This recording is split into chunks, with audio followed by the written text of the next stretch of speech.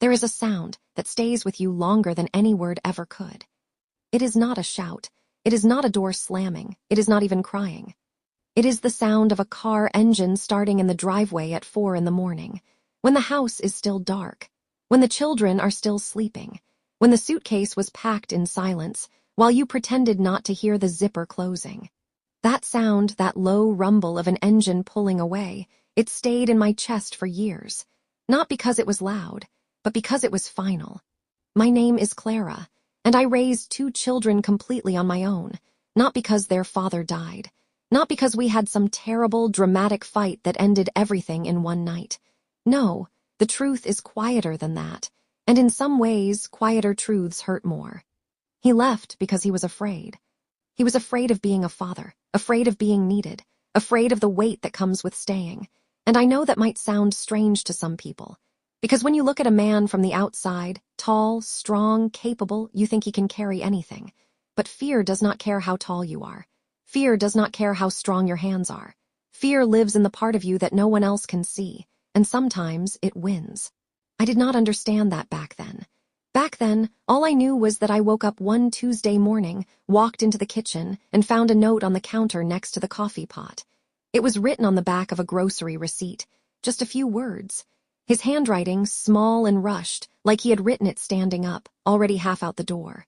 It said, "I'm sorry, Clara, I can't do this. Please don't hate me."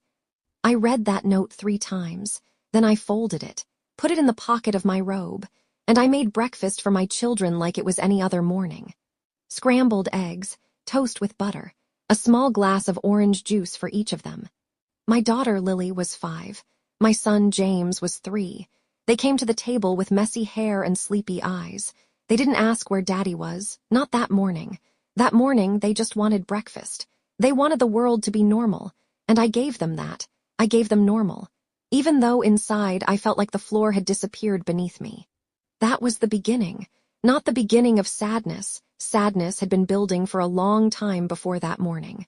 No, that was the beginning of something else, something I didn't have a name for yet.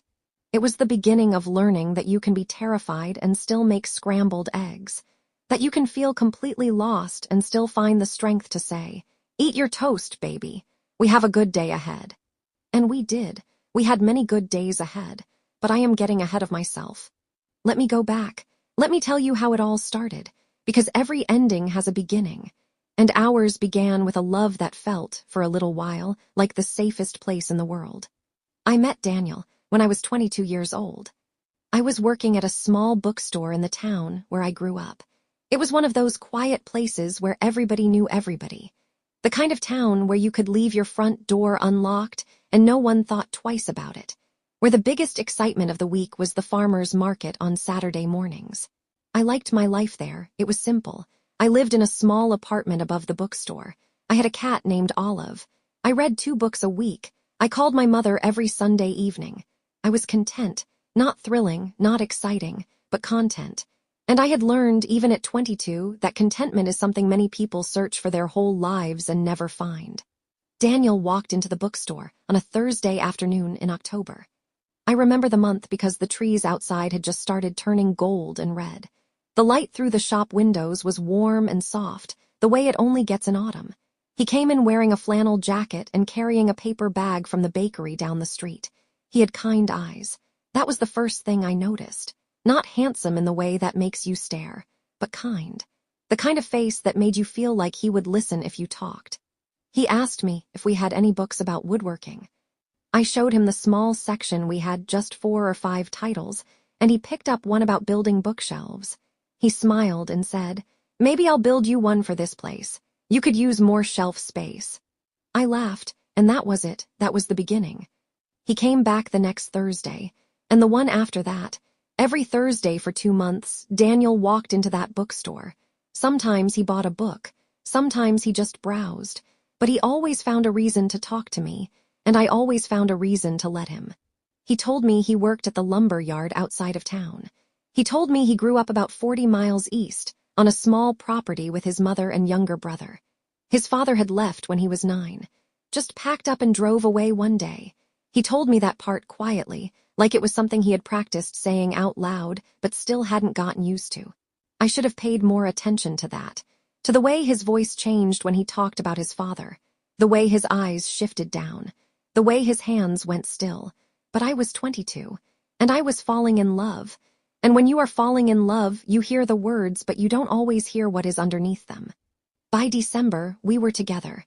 By the following spring, he had moved into my little apartment above the bookstore. By summer, I was pregnant with Lily. It happened fast, I know that, but it didn't feel fast at the time. It felt natural, like water running downhill, like something that was always going to happen. Daniel was happy when I told him about the baby. At least, I believe he was. He held me and said, "We're going to be a family, Clara." And the way he said it with so much warmth, so much certainty, I believed him. I believed every word. We got married at the courthouse that August. Nothing fancy. Just us, my mother, his mother, and a justice of the peace with a kind smile. I wore a white sundress. Daniel wore a blue button-down shirt that he had ironed himself that morning. I remember the little crease on the collar where the iron hadn't quite reached. I remember thinking it was perfect. My mother cried, happy tears. She hugged Daniel and said, "You take care of my girl." He nodded and said, "Yes, ma'am, I will." His mother was quieter. She smiled, but there was something behind her eyes that I couldn't read. Something careful, something knowing. I didn't ask about it. I wish I had. Lily was born in January. A cold, clear night. The hospital was small, just 12 rooms, and the nurse who helped me had known my mother since high school. That is the kind of town it was. When they placed Lily in my arms, I understood, for the first time, what people meant when they said love can change you in a single second. Because it did. 1 second, I was just Clara. The next second, I was someone's mother. And everything looked different. Daniel held her too. He sat in the chair next to my bed, and the nurse placed Lily in his arms. He looked down at her face, and I watched his expression. I expected joy. I expected that same warmth I had seen when I first told him about the pregnancy.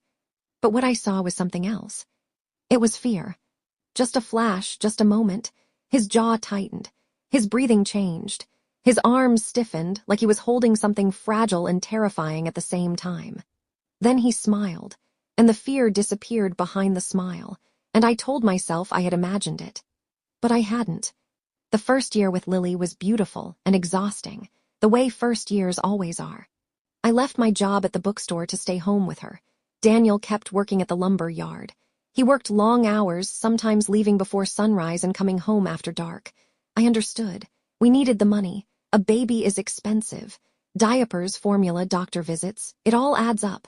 And we were young, we didn't have savings, we didn't have a safety net. We had each other, or so I thought. At first, Daniel was present. He would come home tired, yes, but he would still sit on the floor and play with Lily. He would hold her while I took a shower. He would warm her bottle in the middle of the night so I could rest. He was trying. I could see that. He was trying hard. But slowly, something started to shift. It was not one big thing. It was many small things, like cracks in a wall that you don't notice until the whole wall is leaning. He started staying later at work, not by 30 minutes, by hours. He would call and say, "They need me to finish up. I'll be home soon." But soon became 9 o'clock, then 10. Then sometimes I would already be asleep when he finally came through the door. I asked him about it once. Gently, I said, "Daniel, is everything okay at work? You've been coming home so late." He said, "It's just busy right now. It'll slow down." But it didn't slow down. It got worse.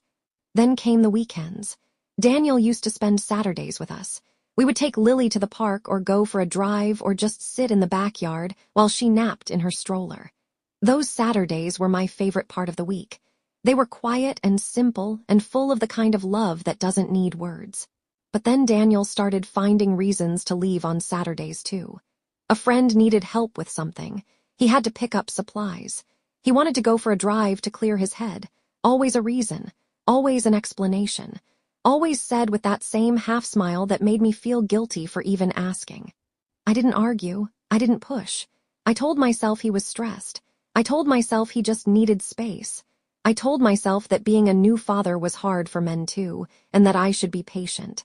And I was patient. I was so patient that I forgot to pay attention to what was really happening. When Lily was 18 months old, I found out I was pregnant again. I was sitting on the bathroom floor with the test in my hand, staring at 2 pink lines. And I felt 2 things at once, happiness and dread. Happiness because I had always wanted more than one child. I had always imagined a house full of noise and laughter and little shoes by the door.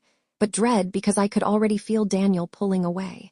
And I didn't know how to tell him that the life he was trying to escape from was about to get bigger. I told him that evening. He was sitting on the couch watching television. I sat down next to him and said, "Daniel, I'm pregnant." He didn't move. He didn't speak. He just stared at the screen for a long time. Then he nodded, slowly, like someone agreeing to something they hadn't chosen. "Okay," he said. That was all, just okay. No smile, no hug, no "we're going to be fine," just okay. I went to bed that night and cried into my pillow so quietly that he couldn't hear me. Or maybe he could hear me and chose not to come. I don't know which one is worse. James was born the following spring. Another healthy baby, another miracle. But by then, Daniel was barely there. He showed up at the hospital. He held James for a few minutes. He kissed my forehead and said, "He's beautiful." Then he said he had to go, something about a shift at work, something about not being able to take time off. My mother was there. She watched him leave. She didn't say anything. She just sat down next to me, took my hand and held it. That silence between us said everything. The months that followed were the hardest of my life. I was alone with a 2-year-old and a newborn. Daniel was physically present in the house, but emotionally he was already gone. He slept in the spare room most nights. He said it was because the baby's crying kept him up. I understood, but understanding something doesn't stop it from hurting. He stopped eating dinner with us. He would come home, make himself a plate, and take it to the other room. Lily started noticing. She would look at the empty chair at the table and say, "Where's Daddy?" "Daddy's tired, sweetheart," I would say. "He's resting." She accepted that. Children accept so much more than they should have to. I tried talking to him, many times. I would wait until the children were asleep, and I would sit across from him and try to reach him. "Daniel, talk to me. Tell me what's going on." "Nothing's going on." "Something is. I can feel it. You're different." "I'm just tired, Clara. That's all." "You're more than tired. You're disappearing." He looked at me when I said that, really looked at me, and for one moment I saw it again, that same fear I had seen the night Lily was born, raw and deep and overwhelming. "I don't know how to do this," he whispered. "Do what?" I asked. "This, all of this, being this." I reached for his hand. He pulled it away, not harshly, just slowly, like a door closing on its own. "We can figure it out together," I said. "That's what marriage is. You don't have to carry it alone." He shook his head. "You don't understand." And maybe I didn't. Maybe I couldn't. Because the fear inside him was not about bills or sleepless nights or the mess of raising small children. It was something older, something deeper, something that had been planted in him the day his own father walked out and never came back. He was afraid of becoming his father. And the cruelest irony is, that fear is exactly what made him become his father. I remember the week before he left. It was May. The weather had just turned warm. The trees in the backyard were full and green. Lily was playing in the yard with a plastic watering can, pouring water on everything, the grass, the steps, the dog next door through the fence. James was sitting in his bouncer on the porch, babbling at the sky. I was watching them from the kitchen window, and I remember thinking, this is a good moment. Right now, right here, this is what life is supposed to feel like. Daniel came into the kitchen behind me. He stood in the doorway for a while. I could feel him there. I turned around and smiled at him. "Come outside," I said. "It's beautiful out." He looked past me through the window at the children, and I saw something break in his face. Not anger, not sadness exactly. It was more like surrender, like a man standing at the edge of a river knowing he was going to step in, knowing he couldn't swim. "I'll be out in a minute," he said. He never came outside. That night I woke up at 2 in the morning. The house was quiet, too quiet. I reached across the bed. His side was empty. I got up and walked down the hall. The spare room door was open. The bed was made. His jacket was gone from the hook by the front door. I walked to the living room window and looked outside. His truck was still in the driveway. The driver's side door was open. He was sitting inside, just sitting there in the dark with the engine off. I watched him for a long time. I didn't go outside. I didn't knock on the window. I just watched. And I knew, somewhere deep inside, I already knew what was coming. I had known for months, maybe longer. He came back inside eventually. He didn't say anything. He went to the spare room and closed the door. I went back to bed, and we both pretended that nothing had happened. We were very good at pretending by then. 3 days later, I woke up to the sound of that engine. 4 in the morning, still dark. The birds hadn't even started yet. I lay in bed and listened. I heard the truck back out of the driveway. I heard it turn onto the road. I heard it drive away until the sound disappeared into the distance and all that was left was silence. I got up, I walked to the kitchen, and there it was, the note, on the counter, next to the coffee pot, written on the back of a grocery receipt. "I'm sorry, Clara, I can't do this. Please don't hate me." I stood there in my bare feet on the cold kitchen floor and read those words. And I waited for the tears to come. But they didn't. Not right away. The tears came later, days later, weeks later, in the shower, in the car, in the middle of folding laundry. They came in waves, over and over for a long time. But that morning, standing in the kitchen, I did not cry. I made coffee. I sat down at the table. I folded the note and put it in my robe pocket, and I waited for my children to wake up. Lily woke up first. She came into the kitchen rubbing her eyes, dragging her stuffed rabbit by one ear. "Good morning, baby," I said. "Morning, Mama. Where's Daddy?" I had practiced this moment in my head 100 times. I had rehearsed what I would say, but when it came, no rehearsal was enough. "Daddy had to go away for a little while," I said, "but you and me and James were right here, and we're going to have a good day." She looked at me, 5 years old, brown eyes just like his. She didn't ask any more questions. She climbed into her chair and waited for breakfast. I made scrambled eggs, toast with butter, a small glass of orange juice. And life went on, because that is what life does. It just goes on, whether you are ready or not. The first weeks were a blur. I called Daniel's phone. It rang and rang. No answer. I left messages. Calm ones at first. "Daniel, please call me. The kids are asking about you. We need to talk." Then, as the days passed, less calm ones. "Where are you? How could you do this? Come home." He never called back. His mother called me after about 10 days. She was crying. She said Daniel had shown up at her house, stayed one night, and then left again. She didn't know where he went. She said, "I'm so sorry, Clara. I'm so sorry. I should have warned you." "Warn me about what?" I asked. She was quiet for a moment. Then she said, "He's just like his father. I saw it in him, that same restlessness, that same fear." I prayed it wouldn't happen, but it did. I didn't know what to say to that, so I just said, "Thank you for telling me." And I hung up. My mother moved in with us for the first month. She didn't ask questions. She didn't say, "I told you so." She just came with a suitcase and a casserole dish, and she took care of us. She held James while I slept. She played with Lily while I cried. She washed the dishes and swept the floor and left little notes on the fridge that said things like, "You are stronger than you know, and one day at a time, my darling."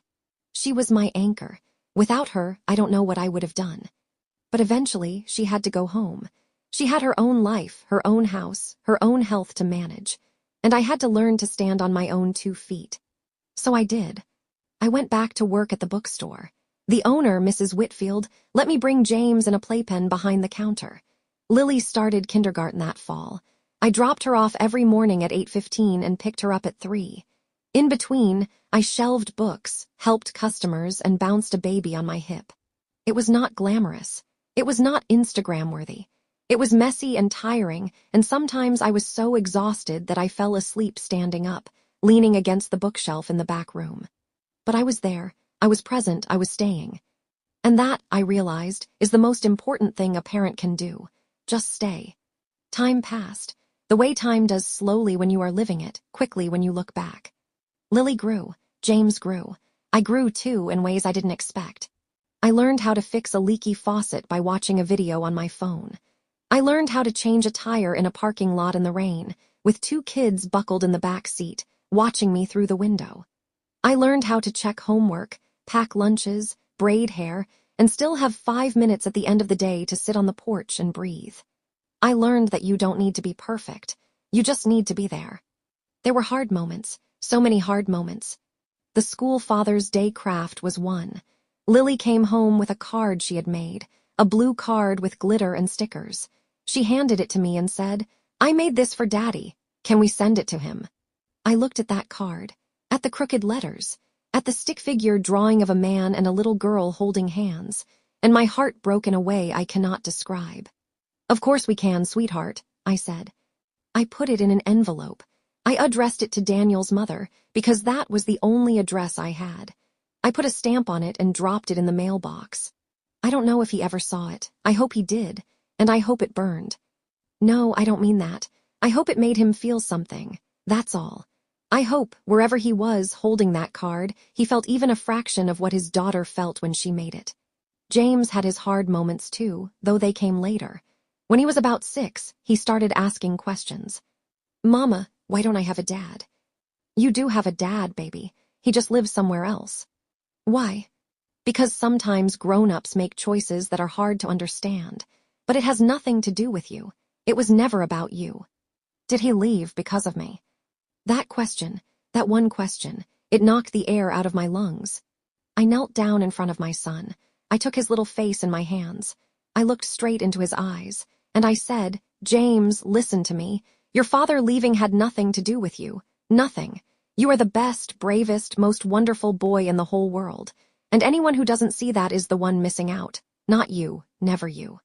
He hugged me. He pressed his face into my neck, and I held him so tight that my arms ached. I promised myself that day that my children would never, ever feel like they weren't enough. Because they were.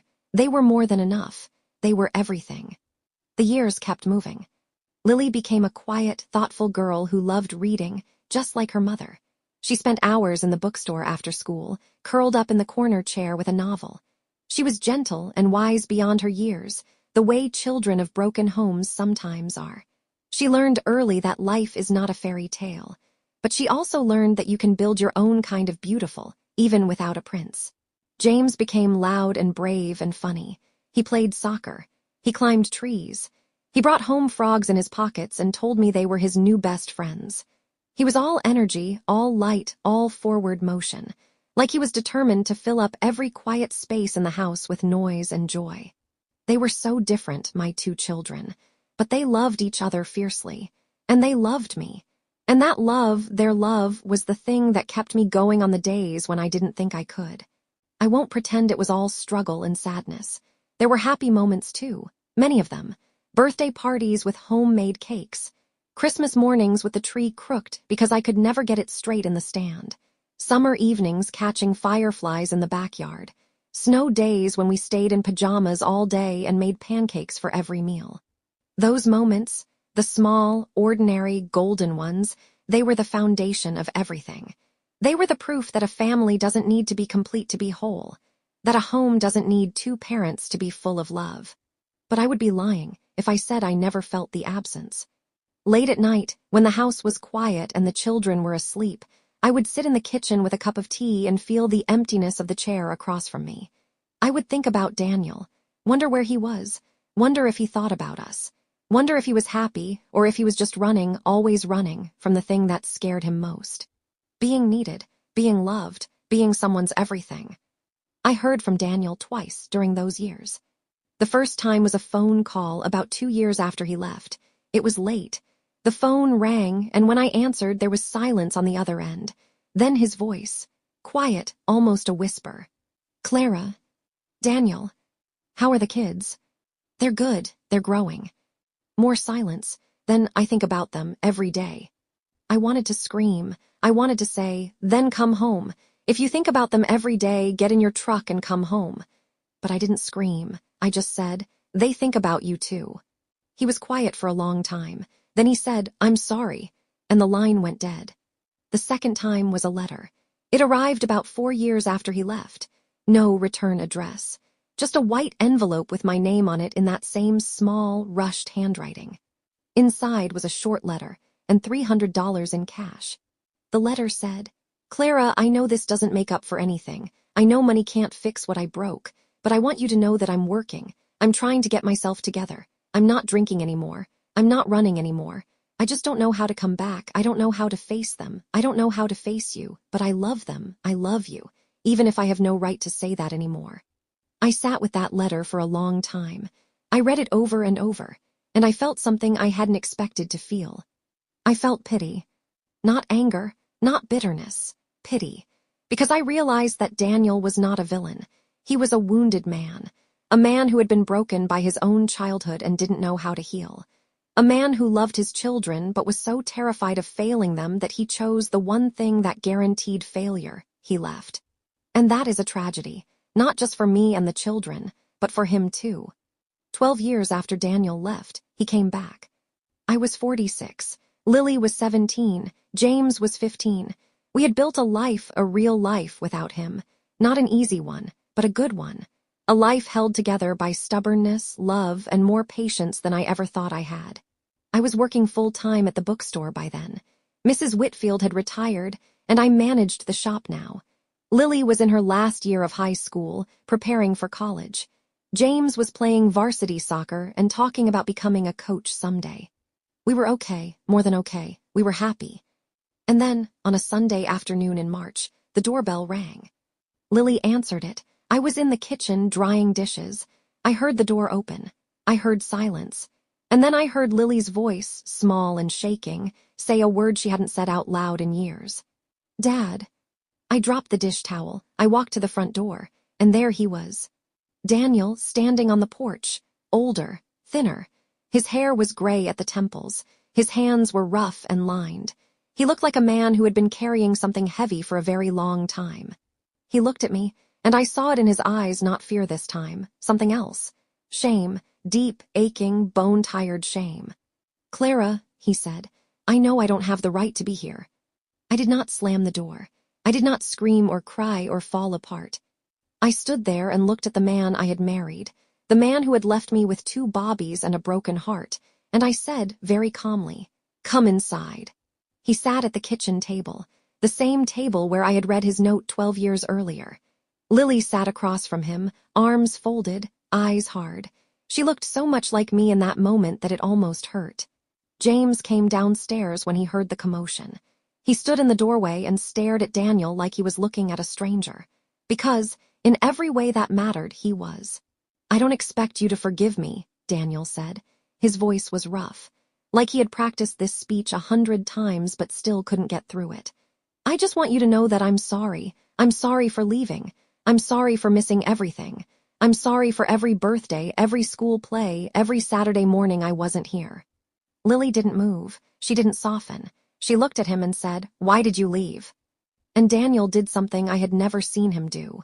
He cried, not loudly, not dramatically, just tears running down his weathered face, dripping off his chin and onto the table. Because I was scared, he said. Because my father left me and I didn't know how to be different. Because I looked at you, this beautiful little girl, and I thought, I'm going to ruin her. I'm going to mess this up. And instead of staying and trying, I ran. And running was the worst thing I ever did. Lily looked at him for a long time. Then she said very quietly, You did mess it up. You messed it up by leaving. Daniel nodded. I know. Mom did everything. She worked, she cooked. She held us when we cried at night because we didn't understand why you were gone. She never once said a bad word about you. She protected your memory even when you didn't deserve it. Daniel looked at me, and in his eyes, I saw gratitude and grief mixed together in a way that I will never forget. I know she did, he said. Your mother is the strongest person I have ever known. James spoke then, for the first time since he had entered the room. He said, I used to wait by the window, every night before bed. I'd look at the driveway and wait for your truck. Mom never knew. She thought I was looking at the stars. The room went silent. A 15-year-old boy telling his father that he waited for him, every night, for years. Daniel put his head in his hands, and the sound he made, that low, broken sound, it filled the whole kitchen. I let Daniel stay for dinner that night, not because he deserved it, but because my children needed to see that I was strong enough to face him, and because, after 12 years, I needed to see it too. We ate quietly, chicken and rice, green beans, Lily's favorite. The conversation was careful, like walking on thin ice. Daniel asked about school, about friends, about hobbies. Lily answered in short sentences. James didn't answer much at all. After dinner, Daniel stood up and said, "I should go." Lily looked at me. James looked at me. They were waiting for me to decide. That's what happens when you raise children alone. They look to you for everything, every cue, every answer, every permission. I walked Daniel to the door. We stood on the porch, the same porch where he had stood hours earlier. The air was cool. The streetlights were coming on. "Clara," he said, "I want to be in their lives if they'll let me, if you'll let me."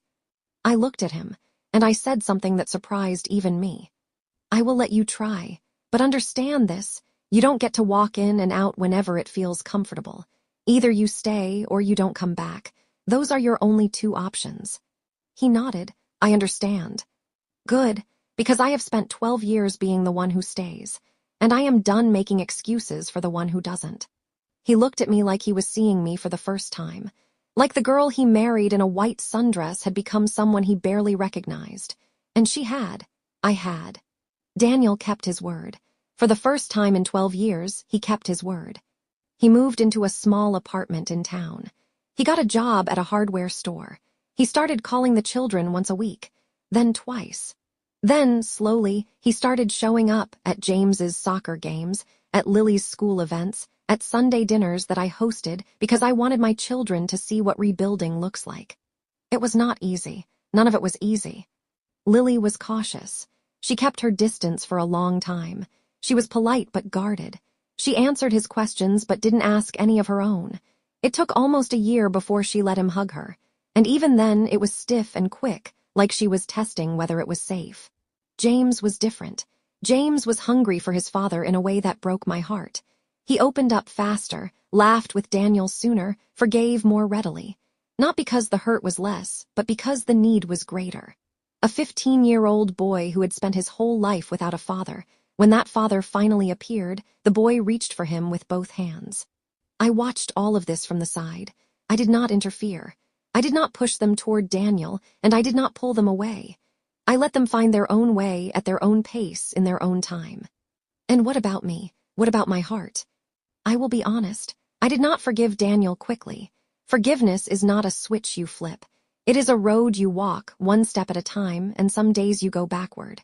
For a long time, I carried anger inside me. Not the loud, explosive kind. The quiet kind. The kind that sits in your chest like a stone and makes everything feel heavier. I was angry that he left. Angry that I had to do everything alone. Angry that he got to come back now, when the hard part was done, and be welcomed at the table like a guest. But slowly, very slowly, I began to understand something. Holding on to anger is like holding a hot coal in your hand. You think you're saving it to throw at the person who hurt you, but the whole time, you're the one getting burned. I started talking to a counselor. A kind woman named Ruth, with silver hair and a voice like warm tea. She helped me understand that forgiveness is not about saying what Daniel did was okay.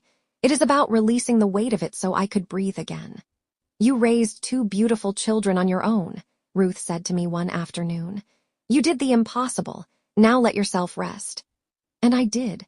Slowly, awkwardly, imperfectly, I let myself rest. I stopped replaying the morning he left. I stopped imagining what our life might have been if he had stayed. I stopped measuring myself against some idea of what a family was supposed to look like. Instead, I looked at what was real, what was right in front of me. A daughter who was heading to college. A son who was becoming a fine young man. A home that was small but full of love.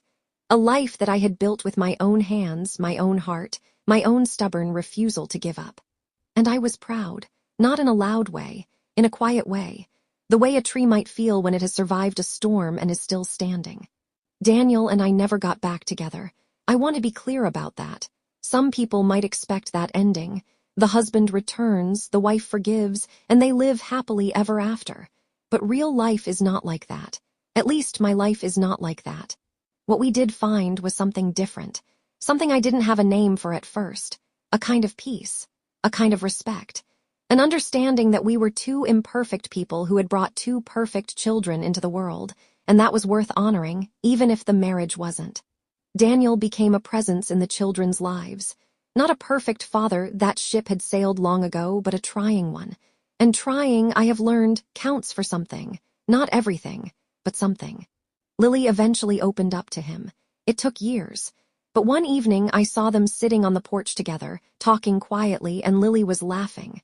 Really laughing. Not guarded, not careful, just laughing. And I stood inside the kitchen, watching through the window, and I felt something loosen inside my chest that had been tight for so long I had forgotten it was there.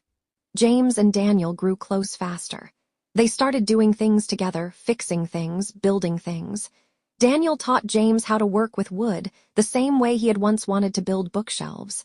And James, who had always been hungry for a father, ate it up. Every lesson, every conversation, every moment. I let them have that. I didn't compete. I didn't feel threatened.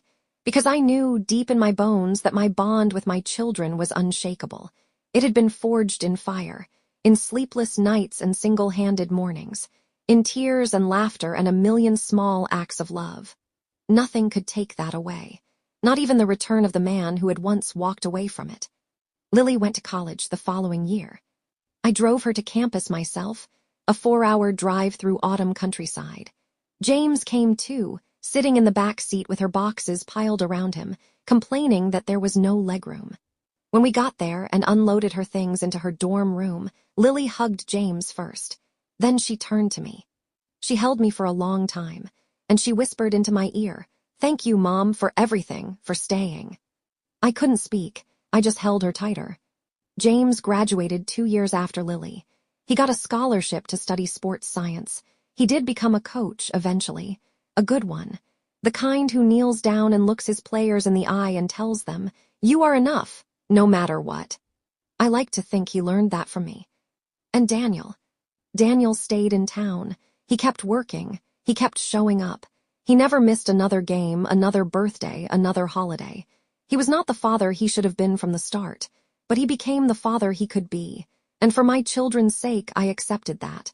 We even became something like friends, Daniel and I not close friends, but the kind of people who could sit at the same table at Thanksgiving and share a quiet moment of gratitude. The kind of people who had been through something terrible together and come out the other side with a kind of bruised tenderness for each other. One evening, years later, Daniel and I were sitting on my porch. The children were grown and gone. The house was quiet. He looked at me and said, "You deserved better than what I gave you, Clara." I looked at him, and I said, "Yes, I did." He nodded. No argument, no excuse, just acceptance.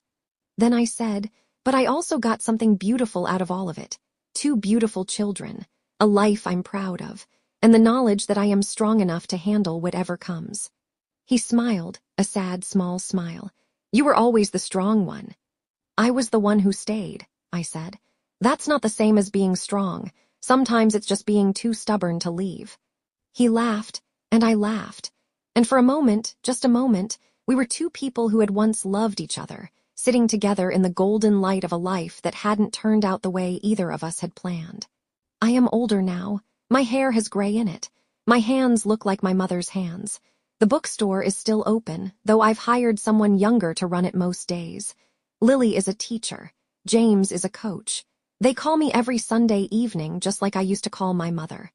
And when I look back, when I really sit down and look at the whole long journey, I do not feel bitterness. I feel something else entirely. I feel grace.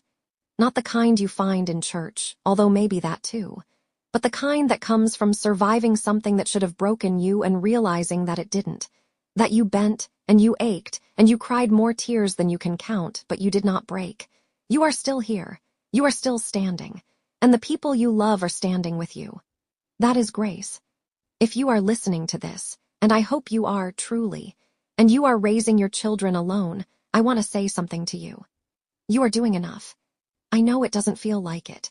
I know there are nights when you lie in bed and wonder if you are ruining them, if the absence of the other parent is a wound you cannot heal, if your best is good enough. It is. Your best is more than good enough. Your presence, your consistency, your stubborn, daily, unglamorous love, that is the foundation they will build their whole lives on. Not the parent who left, not the empty chair. You. You are the one who stayed, and staying is the bravest thing a person can do. I keep that note, by the way, the one Daniel left on the counter all those years ago. It's in a small box in my closet, along with Lily's first lost tooth, James's hospital bracelet, and a photo from our wedding day. I don't keep it because I'm holding on. I keep it because it reminds me of who I was that morning. A 27-year-old woman in bare feet on a cold kitchen floor, reading the worst words she had ever read. And instead of falling apart, she made scrambled eggs. She made scrambled eggs, and she kept going. And she never, ever stopped.